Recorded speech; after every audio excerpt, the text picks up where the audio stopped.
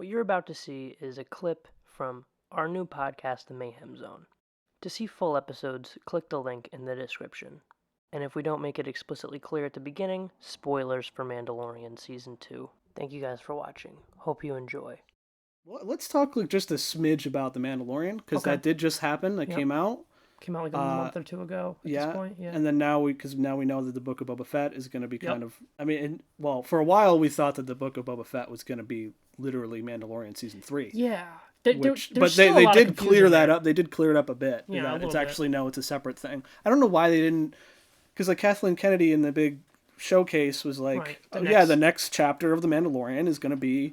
Book of Boba Fett. But she didn't say Book of Boba Fett. She said it was coming out in December. Christmas. And then we find out, okay, the Book of Boba Fett's coming out in December. And it's like, Right. So I think they were trying to keep a secret, and then it caused a lot of confusion. Yeah. And they didn't immediately explain it like the next day. Right. Exactly. Probably to avoid spoilers of that reveal. Yeah. Right. Because it was a cool thing. It was like for the first time, and then of course you get Ronnie. No, another one, You got to hear about that. Another show? Another show. Yeah, good. Yeah. But I'm excited for that, because it's really been interesting. I mean, we didn't know that Boba Fett was going to, be a part of this way back in Season 1. Yeah. We didn't know, all right, this is just The Mandalorian. Yeah. And he's going to do his own storyline that's going to stay away from everything else. And actually, no. The Mandalorian is not... it's not a B plot or a C plot in the Star Wars universe. Yeah. It's actually very directly tied with the main story. And a lot of people have problems with that. I personally don't. No.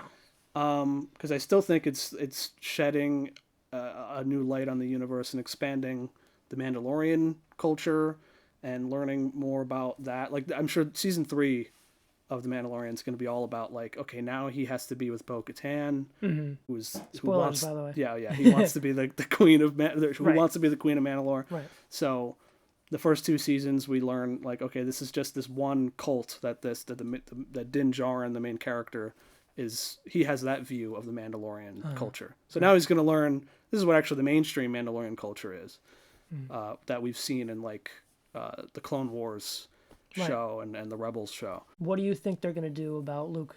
Do you think they're going to cast Sebastian Stan? Do you think they're going to keep doing the CG? It's here's what we know about what their plans are for Star Wars on Disney+. We know that they're building up Thrawn, who is the villain in Star Wars Rebels. Yep. Because Thrawn is going to be in the Ahsoka show, and we all know that the original storyline with Thrawn, which is now non-canon, it doesn't count, from back in the old, I forget when the books came out, but there was this trilogy of books, I think this was way before even the prequels came out, about how after the Empire fell, Grand Admiral Thrawn was the one that basically became the heir to the Empire. That's the name of the first book, is the heir to the Empire. Right. He doesn't have any force powers or anything, but he's just this one dude who's so smart that he manages to bring the Empire back from barely any what are the Star Destroyers left, and he ends up getting a whole new fleet and stuff like that, all using his mastermind high level intelligence. This sounds like The Rise of Skywalker. It's what it should have been. it's what the sequels probably should have been, was the story. Which there's probably going to be a whole episode of us just talking shit about Rise of Skywalker. Yeah. But anyways, so getting back to it, that story was Luke Skywalker having to handle that. Yeah. And so now here we are in the new canon. We have Thrawn, as we know, is still out there. He's still alive because he did show up in the Rebels show. I feel like there's no way they aren't building up, because that's what Bob Iger and Kathleen Kennedy were talking about, is that all of these different Star Wars shows that take place in the Mandalorian time period are all going to culminate in some way. Yeah. It's going to be a big special event. Yeah. There's no way Luke Skywalker isn't going to show up in that. That would be really cool. It's going to be because there's no way Luke Skywalker is going to ignore the Empire coming back. Right. Yeah. Because that's what this looks like it's building towards, is a remake, or at least it's taking some cues from the old book trilogy with Thrawn. Yeah. Right. And so they have to bring him back, and I really don't know why they forced themselves into doing the weird CG Luke face. I think it was It really took me out. Like, I love that scene where Luke shows up. But I was like 3 a.m. or 4 a.m. almost watching it, like when it dropped on Disney Plus, and I'm like, is it gonna who's gonna show up? Who's the Jedi gonna be? And then as soon as that we all had that same.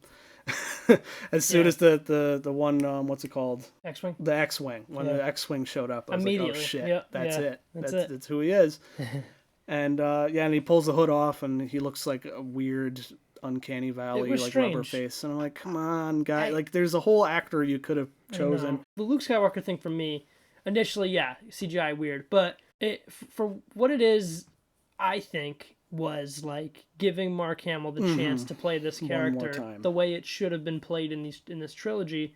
You know, not to open up that can of worms, but that was just not. Mark Hamill was expressed in various interviews, anything. He doesn't like the way. Yeah, if there's anybody, like, you can say whatever you want about how, like, the actor doesn't like it. Yeah, the actor doesn't like it, right. And I think, like, giving him the moment to play, because in that timeline, that would be a time where he would be acting like the Luke that he wanted to act as. Exactly. Yeah, maybe now after this, they can focus on getting a new actor, because like, got a send off.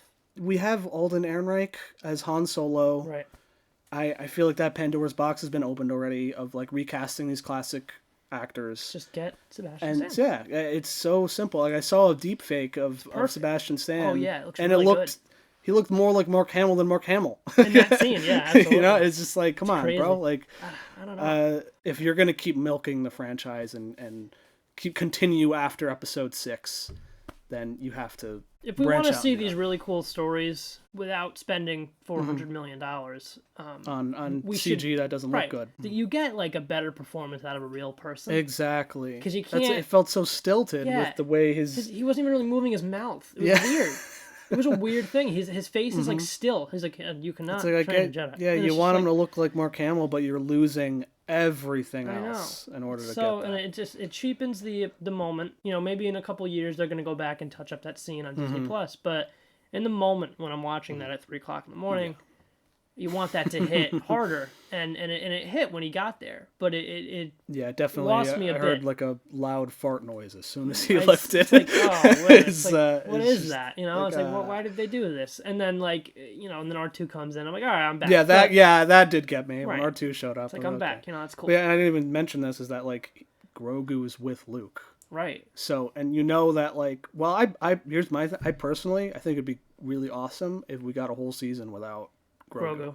And so, because people are going to hate that, but I think, like, you need to have Din Djarin grow on his own as a character, because right now most people go and they watch it for, oh, look at the cute baby, but let's get him as his own character for a while, as what we thought the show was going to be when we first popped in episode 1, because we didn't know that Grogu was even going to be in the show, and all that was kept hidden from us.